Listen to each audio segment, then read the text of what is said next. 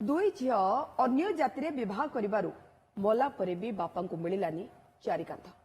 साई भाई तो दूरर कथा निज बड़ पुओ भी कांध देलानी बापा को। अभियोग आछि नवरंगपुर जिला तेंतुलीखुंटी ब्लॉक कंगरा गाँव मृतक हेले दुर्योधन माझी तांकर दुई झील आ दुई पुओ किंतु दुई झील अन्य जाति विवाह करथिले। ए कारण को नहीं मृत्यु पर दुर्योधन को कांध देलेनी साई भाई एपरिक बड़ पुओ भी आसिलेनी। शेषे किसी उपाय न पाई सान पुओ शिव माझी अन्य जाति विवाह करथिबा सान झील मृतक भौणी और भाणीजी सह मिसी शव को कांध देवा सहित श्मशान को नहीं सत्कार करते मृतक सान पुओ। तेबे एने बड़ पुओ कि ग्रामवासी पक्षर कौन प्रतिक्रिया मिल पार।